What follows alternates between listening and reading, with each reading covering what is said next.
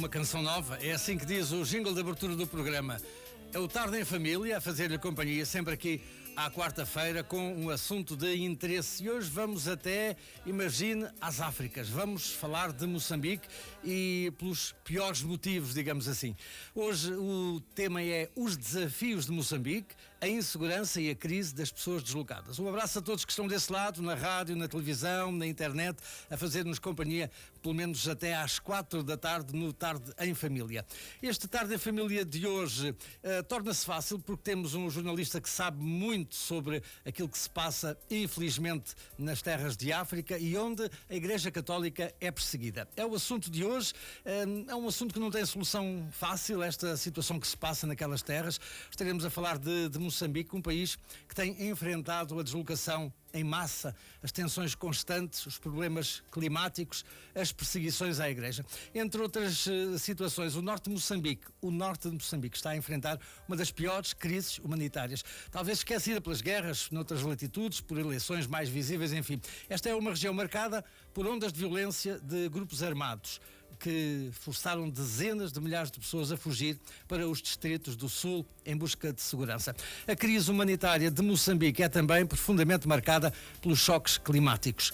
O país tem registrado um aumento das catástrofes naturais devido a estas alterações climáticas, resultando aqui em perdas e danos significativos, incluindo as deslocações, como falava há pouco. As eleições presidenciais de outubro passado agravaram as tensões em Moçambique. A oposição alega ter vencido as eleições e pede a revisão dos resultados. No contexto dos protestos pelos resultados eleitorais, mais de uma dezena de mortes nos protestos e nas marchas nos últimos dias. A Igreja Católica já há muitos anos, ou desde sempre, tem sido importante para o auxílio humanitário. A Igreja ajuda a Igreja que sofre, a Fundação exerce um papel fundamental nestes tempos mais difíceis. Connosco hoje temos o jornalista Paulo Aido, que todos o vão reconhecer. Ele está quer aqui na rádio, quer aqui na televisão, no programa Igreja no Mundo. Paulo Aido, boa tarde. Olá, boa tarde. Bem-vindo a esta que é a sua casa, a vossa casa, não é? Sem dúvida alguma. Eu sinto-me em casa, claramente, aqui. E hoje vamos falar de um assunto que é bom falar, não é bom pelos piores motivos, mas é bom falar para que lá em casa as consciências saibam que nem tudo são flores, nem tudo são bolinhos, nem tudo é pão por Deus, mas há pessoas a viver com muitas dificuldades. O Paulo Aido é rapaz originário de onde? Eu nasci em Odivelas, perto de Lisboa, há 63 anos. Rapaz, e já tenho alguma idade, não é? E que a pergunta é sobre a idade. Pronto, e esteve. A sua juventude foi onde? Foi em Odivelas? Foi em Odivelas. Na minha vida, contá-la assim muito rapidamente, portanto, eu nasci em Odivelas, casei-me, entretanto, em termos profissionais, já estou a galgar para a parte da profissão. Eu sou jornalista, portanto, sou jornalista, há pouco estive a fazer as contas, sou jornalista há 37 anos, salvo erro, fiz bem as contas, 37 anos, e portanto, fui viver, e digamos, uma parte importante da minha carreira, ou ela ganhou, digamos, uma dimensão quando eu fui viver para Macau. Vivi em Macau, fui viver para Macau em 1987, é um território... Ainda Macau português, não é? Sim, podemos dizer que é um Macau português no sentido de que a administração ainda era portuguesa em Macau, porque na altura Macau já era, estatutariamente falando, um território chinês sob a administração portuguesa. O que significava o quê? Significava um pouco isso que o José está a dizer, que era um território, digamos, em que a bandeira portuguesa ainda flutuava nos edifícios, a administração era portuguesa, as ruas eram, e são ainda hoje em dia, têm o nome português, mas, na verdade, digamos, era um território, era uma cidade onde já mal se ouvia falar português.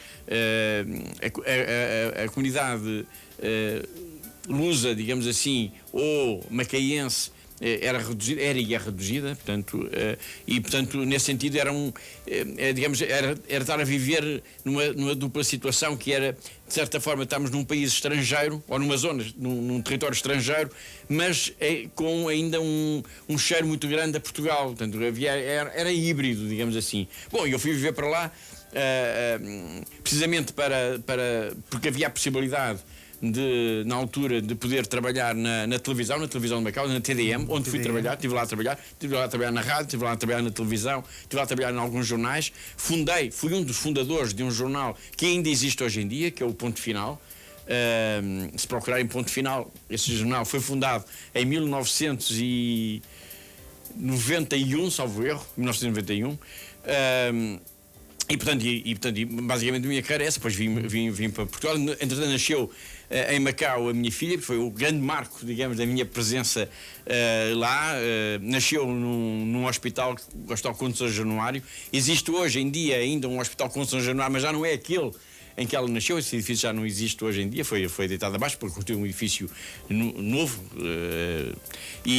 Pronto, portanto, e depois vim para Portugal. E a queda para as letras foi normal, 7º ano, e agora vou ser jornalista, ou houve um clique qualquer? Não, quer dizer, estive a estudar, estudei a História, mas na verdade havia uma espécie de um sonho, um desejo, uma vocação, podemos talvez dizer assim, de seguir o jornalismo, porque eu disse há pouco que, portanto, foi a partir de 1987, quando eu fui para Macau, para seguir o jornalismo de uma forma formal e profissional, como profissão mesmo, mas antes disso eu já tinha tido algumas experiências de jornais. Estive ligado à criação de um jornal, o Jornal de Odivelas, que existiu no final dos anos 70. Portanto, penso que já foi no facto do século passado. E depois, mais tarde, um outro jornal, que me recordo ainda o nome, que era o Sexta à Tarde, foi um jornal regional, e na altura que pertencia ao Conselho de Loures, que Odivelas na altura pertencia ainda ao Conselho de Loures, mais tarde emancipou-se a nível administrativo e hoje em dia é o Conselho. Mas portanto, todas essas experiências, tudo isso acabou por ir alimentando esse sonho, que era de ser jornalista, de viver do jornalismo de alguma maneira, e de ter uma profissão que pudesse ser uma profissão de alguma forma de causas também. Ou seja, nunca me vi, na verdade, a ser, por exemplo, vamos imaginar um funcionário administrativo num sítio, sentado numa secretária, cumprir uma tarefa, entrar às tantas, sair às 5 da tarde ou às 6 da tarde e ir embora e desligar, como se a profissão fosse apenas, digamos, uma mera atribuição em que se desempenha uma tarefa, tem-se um trabalho, recebe-se um ordenado e está saldado esse negócio, digamos assim. Não, a profissão para mim sempre havia de uma forma como uma missão. E, portanto, o jornalismo assentou aí nisso, ou seja, porque o jornalista tem essa capacidade, essa possibilidade, que é uma responsabilidade também, que é de falar para pessoas, que é dirigir-se a outras pessoas, que é ser voz, por exemplo, daqueles que não têm voz, como costumamos dizer tantas vezes na Fundação AIS.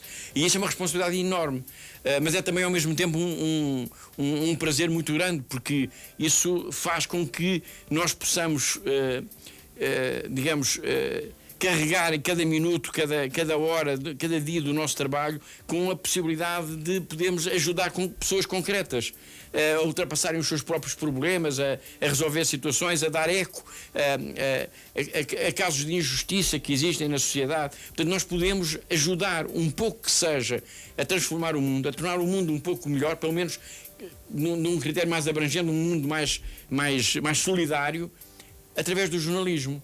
Portanto, e foi isso, e foi por isso que eu atravessei uma parte do globo para ir parar a Macau, porque na altura havia lá e há ainda a televisão de Macau e havia essa possibilidade de poder trabalhar em televisão. Tinha esse desejo também de poder experimentar a televisão e fiz essa experiência. Juntei várias coisas, vários desejos, que era viajar, conhecer outra região do globo, trabalhar em televisão e em rádio, e consegui isso tudo naquele espaço geográfico pequeno que é Macau, e isso também foi bom, tornou mais fácil as coisas, digamos. Na Fundação Ajuda à Igreja que Sofre, o Paulo é ali encarregue também de várias coisas, e entre elas é de constatar aquilo que se passa lá fora na Igreja Perseguida. Moçambique é um desses casos. Voltamos para Moçambique. A sua ligação a Moçambique é só pela parte profissional do jornalismo da Fundação Ajuda à Igreja? Sim, não houve. Por acaso é um caso muito curioso, porque quando, portanto, o meu trabalho como jornalista na Fundação AES, portanto, é o de precisamente acompanhar as notícias que têm a ver com esta realidade, que tem a ver com a Igreja que sofre, com a Igreja que é perseguida, e acompanhar também, como se perceberá lá em casa bem, digamos, toda a atividade da própria Fundação AES. A Fundação AES é uma instituição internacional, está presente em 23 países, em secretariados em 23 países. Portugal é apenas um desses secretariados, e apoia a Igreja que sofre, ajuda à Igreja que sofre, é o nome da instituição, apoia a Igreja que sofre em muitos países do mundo, onde temos projetos, desenvolvemos atividades, apoiamos padres, irmãs, catequistas, enfim, construímos edifícios da Igreja, restauramos edifícios, seminários, um mundo, digamos, de trabalho de apoio à Igreja. E o nosso trabalho da Fundação AES, dos jornalistas da Fundação AES, o meu trabalho em concreto é precisamente ir apoiando, digamos, acompanhando todo esse trabalho, as necessidades, os apelos que vêm da Igreja, as necessidades das várias comunidades em vários sítios, para fazer esta ligação com as pessoas que dão, de alguma forma, o apoio e são a alma da instituição, que são os benfeitores, são aqueles que ajudam a manter esta Igreja, digamos, que passa tantas necessidades. E foi aqui que nasceu, para pegar na questão novamente, a questão de Moçambique. E como é que nasceu a questão de Moçambique para mim? Foi precisamente a partir de 2017 que eu comecei-me a perceber de que, portanto, um jornalista, obviamente, tenta estar a par daquilo que se passa no mundo, isso é óbvio, não é? Eu fui-me apercebendo que começava a haver uma série de notícias relacionadas com ataques com alguma violência no norte de Moçambique, e comecei a acompanhar aquilo com alguma atenção. 2017, porque foi em outubro de 2017, no dia 5 de outubro de 2017, que houve o primeiro ataque terrorista em Cabo Delgado. Na altura era apenas um ataque violento, um ataque de homens armados, que foi numa esquadra da polícia em Mocímbola da Praia. Foi o primeiro ataque terrorista. Mas depois começou a haver uma série de ataques que começaram a ter uma expressão de violência fora do comum. Não eram simplesmente ataques, digamos, de bandos armados, de bandidos, numa expressão global. Típicos daquela zona? Digamos assim, ou de qualquer outra parte do mundo. Pessoas que assaltam aldeias ou lojas para roubar, por exemplo. Não, eram ataques em aldeias, mas revestidos de uma grande violência, e depois, a partir de uma certa altura, passou a haver mesmo uma espécie de um padrão de violência perfeitamente fora do comum. As pessoas eram decapitadas, por exemplo. E isto chamou muita atenção, porque estamos a falar aqui de um padrão que corresponde, muitas vezes, àquilo que são as atividades dos grupos jihadistas.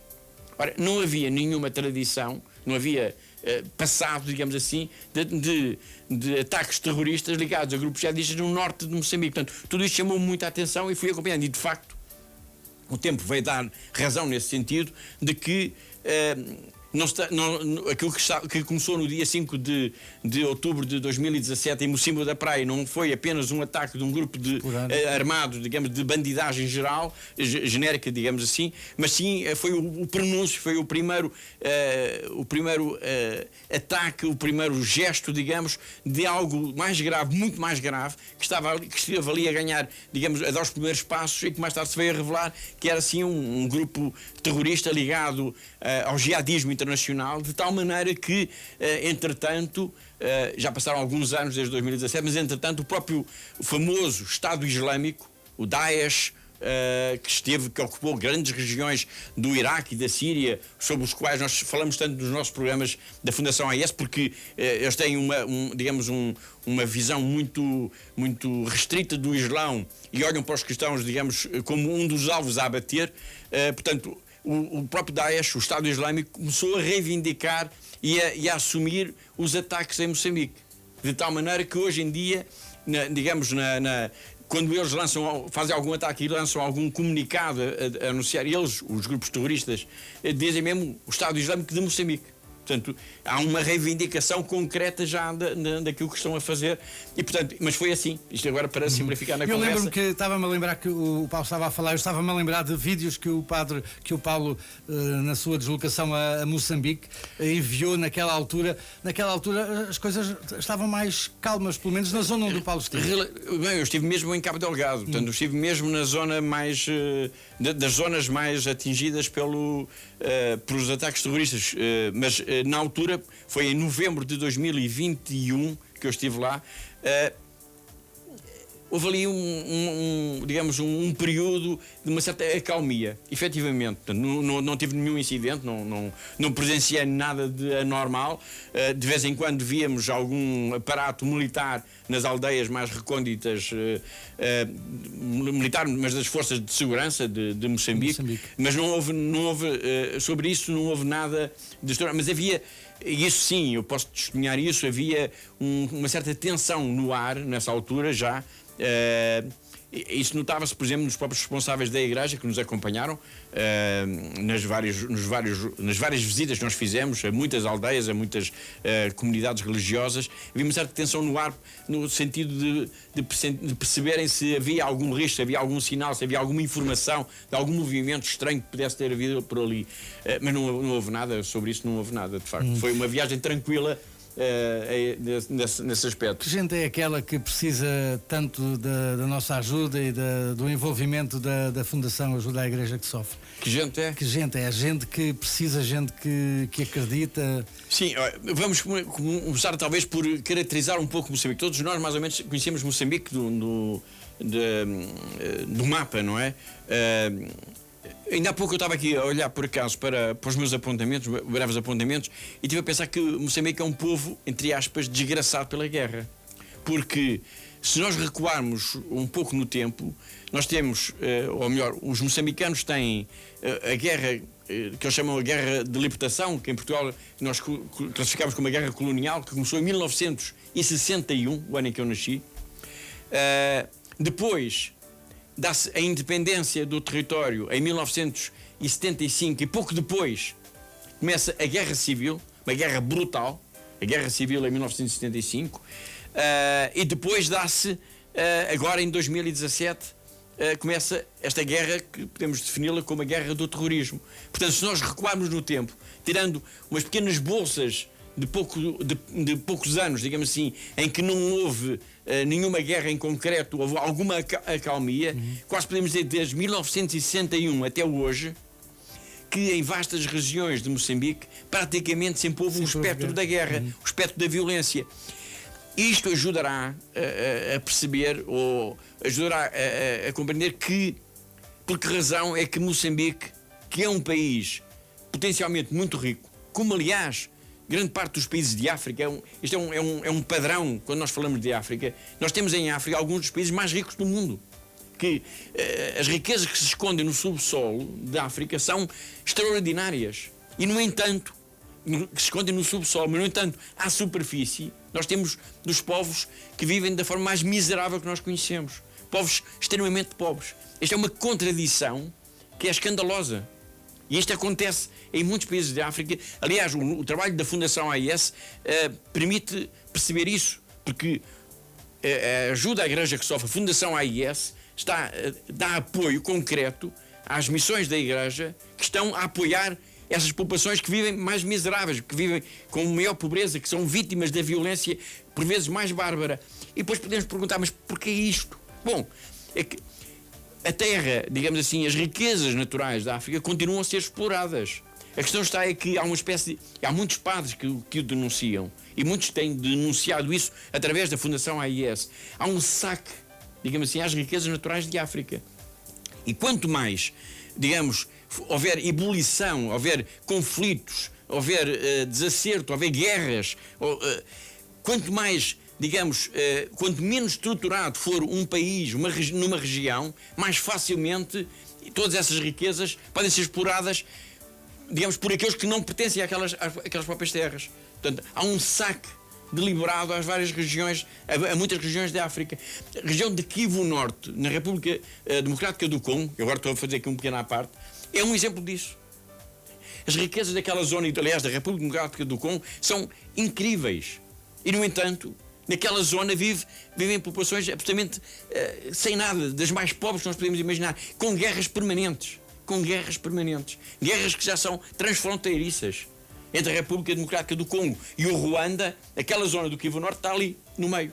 E há movimentos, há grupos rebeldes, começam por chamar-se grupos rebeldes, depois passam a ter algum estatuto, depois já entram em negociações, e no fundo o que está a acontecer? Está sempre a acontecer esta dilapidação sistemática das riquezas naturais. E o mesmo se passa com Moçambique. Moçambique é um país, não é tão rico, digamos assim, em termos naturais, quanto a República Democrática do Congo, por exemplo, ou Angola, mas é um país, digamos, com muitas riquezas naturais. A nível de gás, e aqui vamos para Cabo Delgado novamente, isto coincidiu, curiosamente, ou não, o começo digamos, dos ataques dos grupos terroristas, que em Moçambique são conhecidos como os insurgentes, começou com a descoberta também na zona de Cabo Delgado, na bacia de Pemba, digamos assim, das maiores reservas da África, e que serão também as maiores reservas do mundo de gás natural. Portanto, há aqui uma aparente contradição. Mas Moçambique tem isto, que é um país que tem muitas outras riquezas, de madeiras, de minérios, de ouro, enfim, muitas riquezas, e tem uma população muito pobre. Moçambique é um dos países mais pobres do mundo. E, curiosamente, em Cabo Delgado é a região mais pobre de Moçambique. Quase temos aqui uma equação em que a guerra também, todas estas guerras que se vêm somando ao longo dos tempos, mais esta guerra agora trazida pelos terroristas, pelo terrorismo, veio encurralar ainda mais estas populações que já de si são muito pobres, digamos, numa pobreza que se torna quase que intransponível. É muito difícil para quem nasce naquela região não ser pobre toda a vida. Da minha viagem a Moçambique, nomeadamente a Cabo Delgado, não estive só em Cabo Delgado, estive quase no país inteiro, mas em Cabo Delgado, tenho na minha memória muito presente, nós fazíamos quilómetros e quilómetros e quilómetros, não é em estradas, mas em caminhos, muitas vezes, em que nos cruzávamos com aldeias dispersas no meio da floresta, digamos assim. Nós passávamos por dezenas de aldeias onde não há luz elétrica, não há água, não há esgotos. Portanto, quase poderíamos dizer que algumas coisas que são um padrão da civilização não existem ali. Mas ali há pessoas que vivem ali. Então o que nós vemos muitas vezes são mulheres, normalmente mulheres e crianças, que vão com baldes, por exemplo, à cabeça para ir buscar água. Portanto, há uma economia muito frágil, muito frágil. E se isto é assim, digamos, numa situação normal, imagine-se como será isto para a vida destas pessoas com a ameaça permanente do terrorismo. O que é que significou o terrorismo até agora? Começou em 2017, dia 5 de outubro de 2017, em Mocímboa da Praia. Até hoje já morreram mais de 5 mil pessoas, ou melhor, foram mortas mais de 5 mil pessoas, muitas das quais com aquele nível de barbaridade que eu disse há pouco, pessoas degoladas, portanto, de uma violência que é quase incompreensível. Há um ódio no terrorismo em Moçambique que é quase incompreensível. No terrorismo em Moçambique e no terrorismo em África, por exemplo, não é só em Moçambique, infelizmente. E há mais de 1 milhão de deslocados. 1 milhão de deslocados na região de Cabo Delgado. É uma enormidade quando nós estamos a falar, e eu volto a sublinhar, estamos a falar da zona mais pobre de um dos países mais pobres do mundo. As pessoas já eram pobres antes de fugirem das suas aldeias e estão agora completamente sem nada, de mãos completamente vazias, como nós escrevemos tantas vezes na Fundação AES, quando estão nos campos de deslocados, onde não têm nada. Digamos, as pessoas ali têm as chamadas machamas, pequenos pedaços de terreno onde cultivam alguma coisa de subsistência. Portanto, é tudo o que têm. Se a terra dá tempo para comer, não dá, não tem. Portanto, na esmagadora maioria da população vive, de facto, numa situação económica extremamente frágil. Estou a adocicar um pouco as palavras. E os que são os deslocados ainda estão pior. Para agravar tudo isto, eu não me calo, não é? Eu estou a gostar de ouvir, por isso é que eu não interrompo. Para agravar tudo isto, existe o mundo está cheio de guerras, digamos assim, E há uma coisa que nós nos batemos muito, procuramos alertar muitas pessoas para isso na Fundação AIS, é que há guerras esquecidas no mundo. Guerras esquecidas não são guerras que deixam de existir. São guerras que existem, mas sobre as quais não se fala. E quando não se fala de uma guerra, significa que o sofrimento dessas pessoas passa ao lado. Nós não nos damos conta, nós não nos podemos comover com aquilo que desconhecemos. Só nos comovemos com aquilo que vemos e que conhecemos e que escutamos. Se houver guerras sobre as quais não se fala, ignoramos isso. Mas há sofrimento, há milhares, há milhões de pessoas no mundo que sofrem com guerras sobre as quais não se fala. Uma das situações piores que Moçambique atravessa neste momento, neste plano internacional, digamos assim, é o esquecimento sobre Cabo Delgado. Por alguma razão, o bispo de Pemba, D. António Juliace, tem dito e repetido, e não só ele, toda a igreja em Moçambique, mas ele é o bispo de Pemba. Pemba é a diocese que corresponde a Cabo Delgado. Quando falamos de Pemba, a diocese de Pemba, estamos a falar de Cabo Delgado como território. O bispo de Pemba tem dito sempre: não se esqueçam de Cabo Delgado. Não se esqueçam de Cabo Delgado. Que o mundo não se esqueça, é a frase que eu costumo usar, é mesmo essa, que o mundo não se esqueça de Cabo Delgado. E curiosamente ele tem dito isso muitas vezes através da Fundação AIS. A Fundação AIS tem tido aqui, digamos, uma relação muito próxima com a diocese de Pemba, com Moçambique, e temos sido, entre aspas, porta-vozes, digamos assim, deste grito, que é um grito de alerta, porque se o mundo se esquecer de Cabo Delgado, todas estas pessoas ficam também esquecidas. E este 1 milhão de pessoas que são deslocados, pessoas que fugiram do pouco que tinham para salvar as próprias vidas e que hoje estão em campos de deslocados, onde não têm meios de subsistência, se não se fizer nada, digamos, nós vamos começando a eternizar estas situações. E eternizar estas situações é catastrófico no plano humanitário. Porque nós estamos a falar de famílias, de crianças, de bebés, de pessoas que vivem. Imaginem a vida destas pessoas. Elas não têm mais nada. Portanto, se não formos nós a socorrê-las, vai ser muito difícil. E se não formos nós a ajudar a Igreja de Moçambique, a Igreja de Pemba não tem meios também para socorrer estas pessoas. Este ano eu falei com o diretor da Caritas de Pemba, a perguntar, tinha havido vários ataques, dando volta, há alguns ataques, há ataques com alguma violência. Em maio houve uma série de ataques nesta região de Cabo Delgado, foram os últimos ataques mais fortes que houve, foi em maio. E houve uma espécie de um raid dos terroristas numa série de aldeias, nas quais, nós temos dito isso muito nos nossos programas, nós temos dito isso através das palavras do bispo de Pemba, que nos enviou uma mensagem nessa altura, uma mensagem / apelo, em que ele disse: todas as igrejas, todas as capelas de todas as aldeias que foram, digamos, de que os terroristas passaram por elas, foram todas destruídas. Todas as igrejas, todas as capelas, todas aquelas aldeias foram destruídas. Portanto, há aqui um padrão também de ataque à Igreja Católica. Mas estava eu a dizer, se nós Portugal, nós Fundação AIS, o mundo, digamos assim, não ajudarmos a Igreja de Pemba, a Igreja de Moçambique, a ajudar estas pessoas, a Igreja também não tem meios para isso. A Igreja são pessoas como nós, que têm alguma coisa para distribuir se nós lhes demos esses meios. Estamos a falar. Portanto, se a região de Pemba, de Cabo Delgado, é a região mais pobre de um dos países mais pobres do mundo, é fácil de deduzir que a Igreja é muito pobre. Portanto, se nós não pudermos ajudar, se não conseguimos ajudar, dificilmente, para além da boa vontade, é difícil fazer alguma coisa mais. Portanto, a nossa responsabilidade aqui é muito grande para tentar, digamos, inverter isto, que é um ciclo absolutamente terrível de pobreza, de miséria, de violência que acontece, neste caso em Moçambique, mas também em grande parte do continente africano. Violência que parece ter chegado também às cidades, sobretudo por causa do panorama e das eleições.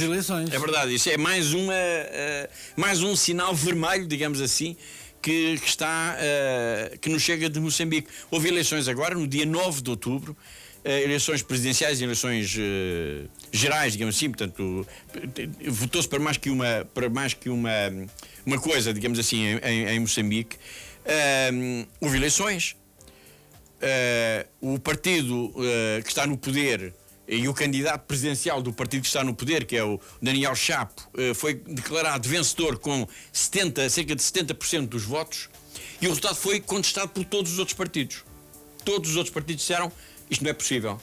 Que eles também tinham a sua própria, digamos, contabilidade do que estava a acontecer das mesas de voto e por aí fora. Então, isto é impossível. E começou a haver aqui uma enorme contestação aos resultados eleitorais. Uma enorme contestação que, entretanto, está a romper em violência. Há manifestações nas ruas em várias cidades.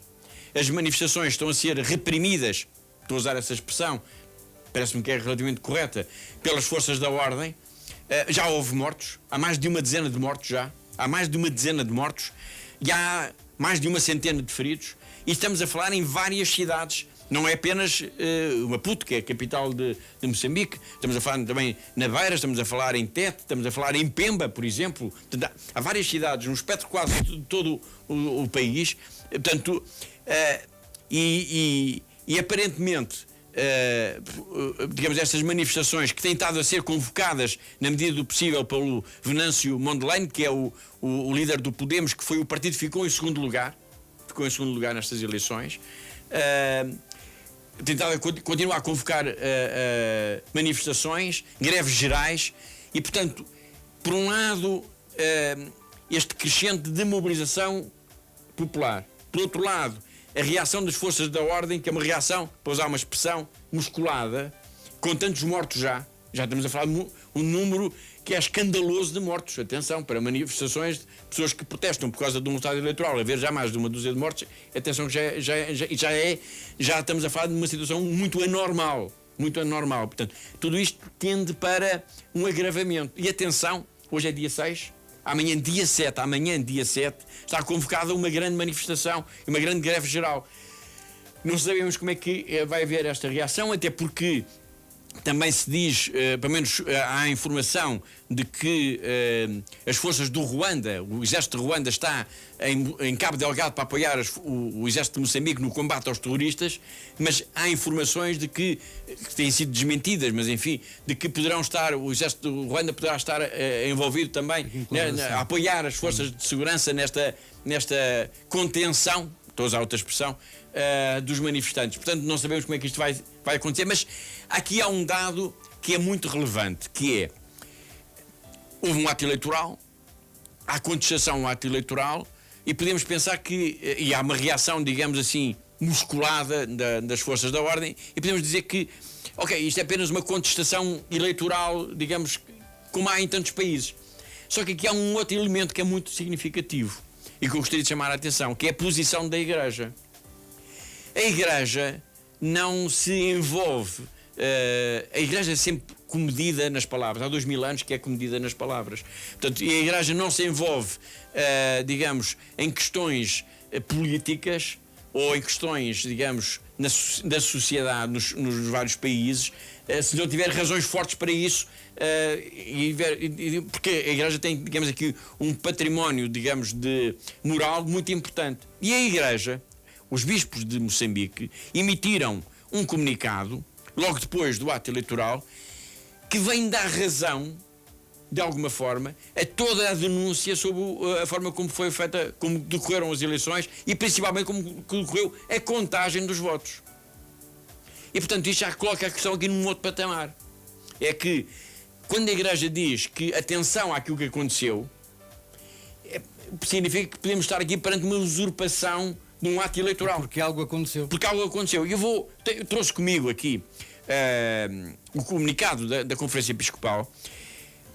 Entretanto, é preciso também dizer que, logo a seguir ao ato eleitoral, dois altos responsáveis ligados ao partido do Podemos, portanto, do candidato que ficou em segundo lugar, foram assassinados, e um no carro, foram assassinados num ato que faz lembrar até filmes de ação, digamos assim, em plena cidade de Maputo. Portanto, estamos a falar de dois altos dirigentes do partido. Portanto, não estamos a falar apenas de um incidente que aconteceu numa manifestação, não. Estamos a falar de dois dirigentes que o carro deles foi emboscado e eles foram mortos a sangue frio no meio da cidade.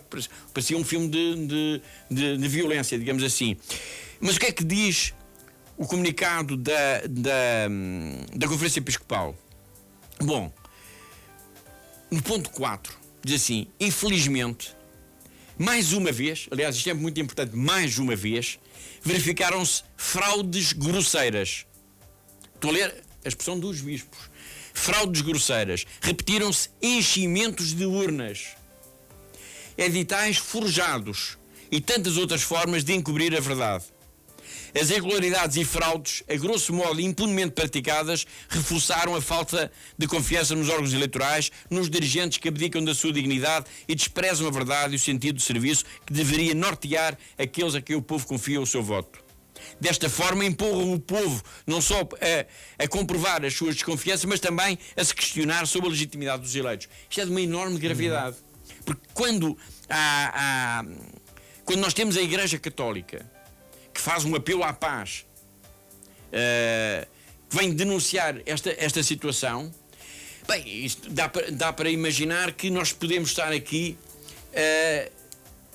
eventualmente, no limiar de uma situação novamente muitíssimo grave em Moçambique, para além da questão que nós falámos do terrorismo no norte do território. Temos neste momento uma enorme contestação social e política que poderá vir a degenerar em algo ainda mais grave, o que é absolutamente terrível para Moçambique.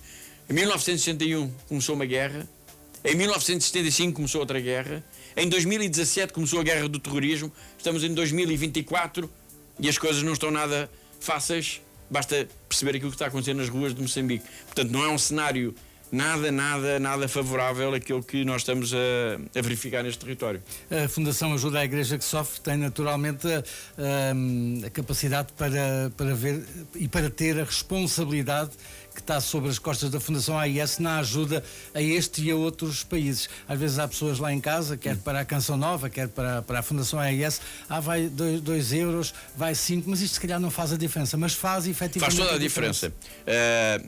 Sim, isso sem dúvida alguma. A minha mãe costuma dizer que as migalhas de pão também são pão, não é? Portanto, tudo faz toda a diferença. E quando nós estamos a imaginar populações extremamente pobres, a nossa pequena ajuda aqui é quase que, diria, uma riqueza no outro lado do globo. Portanto, faz de certeza toda a diferença e muitas vezes a nossa ajuda pode fazer mesmo a diferença entre quase que a vida e a morte, em muitos casos. Porque nós estamos a falar de pessoas que estão digamos, estão quase que encurraladas na pobreza mais absoluta e que precisam mesmo de ajuda. Estamos a falar de crianças, estamos a falar de adultos, estamos a falar de pessoas que não têm forma de ultrapassar, digamos, esta situação em que se encontram, mas precisam de ajuda. Portanto, tudo aquilo que nós podemos fazer por eles é válido. Tudo aquilo que podemos fazer por eles é válido. E aquilo que nós fazemos por eles é muito mais do que uma simples ajuda. Porque começa logo por esse, digamos assim, abraço de solidariedade. Porque eu penso que do pior que poderá ter uma pessoa, imaginemos que nós agora estamos num desses campos de deslocados de Moçambique. Vivemos na nossa aldeia, tínhamos a nossa machama que cultivávamos, vêm os terroristas, atacam, matam, destroem, obrigam-nos a fugir, nós fugimos e vamos parar um campo de deslocados. Um campo grande, onde há ali umas casas improvisadas, digamos assim, casas, enfim, não é? E onde as pessoas estão. Passa-se um dia, passa-se uma semana, passa-se um mês, passa-se um ano. Como é que as pessoas vivem? Como é que as pessoas encaram o seu próprio futuro? Têm filhos, têm crianças, como é que encaram o futuro deles? Saber que há, do outro lado do mundo, alguém que está preocupado com eles, isso, eu diria, é uma espécie de vitamina. Porque, primeiro, percebem que não estão sozinhos, que há pessoas que estão preocupadas com eles, que há pessoas que, por exemplo, estão no estúdio de rádio e de televisão em Fátima a falar deles. Portanto, que é possível mobilizar outras pessoas, que é possível mobilizar solidariedade, que é possível fazer alguma coisa para ajudar essas pessoas. Eles sabem que não estão sozinhos. E daqui a expressão do bispo de Pemba, do António Juliace, não se esqueçam do povo de Cabo Delgado. É preciso que o povo de Cabo Delgado não fique sozinho, não fique abandonado. Não pode ficar abandonado.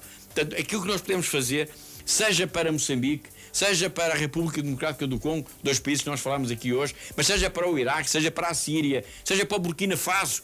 Burkina Faso já agora permitam fazer este parênteses, vai ser o país central da grande campanha de Natal da Fundação AIS. Burkina Faso, aquilo que nós estamos aqui a falar de Cabo Delgado em Moçambique, que é a região norte de Moçambique, é praticamente o problema de todo o país que é o Burkina Faso. Mas, digamos, numa expressão ainda maior. Cerca de 40% do país está ocupado já por grupos terroristas. 40%. Há dioceses, hoje um dia, se quiserem me convidar para ficar, vamos cá falar sobre o Burkina Faso. Há dioceses em que o bispo só sai ou de avião, ou de helicóptero, ou com uma escolta armada. Portanto, para se perceber a dimensão, digamos, do circo terrorista que existe ali. E neste país, nestes locais, mesmo nos locais ocupados por terroristas, há cristãos. E esses cristãos precisam mesmo da nossa ajuda. Eu não sei se nós costumamos usar às vezes palavras muito fortes. Eu costumo usar palavras muito fortes, neste caso, para escrever estas notícias, para contar estas histórias. Não sei se às vezes emprego mesmo assim as palavras tão fortes quanto elas deveriam ser.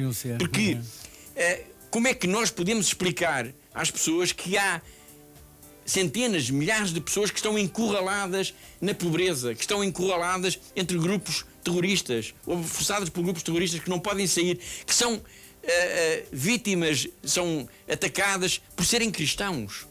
Por serem cristãos. Apenas por isso. O único crime que essas pessoas cometeram, aos olhos dos terroristas, é serem cristãos. Portanto, aquilo que os terroristas pedem é: ou abdicam da vossa fé, ou fogem, vão-se embora, ou vão ser mortos. Não há alternativa a isto. Portanto, e as pessoas que ficam, imaginem a coragem que é ficar num ambiente destes, a ousadia que é ficar num ambiente destes, sabendo que podem ser mortos em qualquer momento, sabendo que a sua vida está sempre ameaçada, sabendo que, digamos, dificilmente vão dar um futuro, digamos, com tranquilidade aos seus filhos. Mas também a alternativa é o quê? Irem para um campo de deslocados.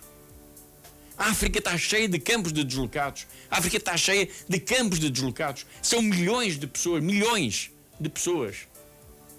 A população toda de Portugal é uma ínfima parte dos milhões de deslocados que há em África. Imaginem, a população toda de Portugal ter que viver em campos de deslocados ou de refugiados, onde falta tudo. Portanto, às vezes, se calhar, eu penso que eu emprego palavras muito fortes, mas se calhar não. São palavras demasiado meigas para descrever uma realidade que ela sim é muito forte. Mas é preciso fazer alguma coisa. A esperança destes povos passam, estas perspectivas de mudança passam sempre por fundações, associações não governamentais, como é o caso da AIS. Assim, a esperança destas populações passa pela possibilidade de haver pessoas, de haver organizações, de haver países que não se esquecem delas. Começa por aí. O pior que pode acontecer, há pouco estava a dar essa ideia, as pessoas estão lá num campo de deslocados, passam um dia, passam uma semana, passam um mês, passam um ano, e as pessoas sentem que foram esquecidas, foram abandonadas. E o esquecimento, esse abandono, é o desprezo. Aquelas pessoas não valem nada. Portanto, a esperança dessas pessoas é ver organizações como a Fundação AIS, de facto, como a Fundação AIS, há outras organizações, mas a Fundação AIS desempenha esse papel que acho que é extraordinário, não me compete a mim dizê-lo, mas acho que é extraordinário, de apoiar e pelo menos fazer com que todos esses dramas não sejam esquecidos. Há demasiadas guerras esquecidas no mundo, começámos por dizer isso. E portanto significa que há milhões de pessoas esquecidas no mundo. Portanto, o nosso papel é alertá-los, nem que seja ao microfone. Paulo White, para o final, 10 segundos, que assunto principal é que vamos ter no Igreja no Mundo da Rádio e da Televisão no próximo fim de semana? O Burkina Faso, precisamente a tal campanha de Natal. Vamos começar agora com essa campanha de Natal, vamos começar a falar de campanha de Natal, vamos trazer histórias de pessoas concretas, como nós estamos aqui. Temos um bilhete de identidade, temos uma morada, temos uma identificação, temos uma memória, pessoas como nós, que neste momento não estão aqui num estúdio, não estão aqui nesta povoação, mas estão em campos de deslocados do Burkina Faso, precisamente porque são cristãos, foram obrigados a fugir das suas terras, foram atacados, foram obrigados a fugir e agora estão algures no Burkina Faso e precisam de ajuda. E nós estamos aqui para os ajudar. Paulo Baio, muito obrigado, foi um prazer escutar esta aula daquilo que os outros precisam e daquilo que nós podemos ajudar. Muito obrigado. Paulo Baio, jornalista, aqui a falar sobre a situação em África e em Moçambique em particular. Nós já voltamos daqui a 2, 3 minutos para o Terço da Misericórdia, já a seguir, até já.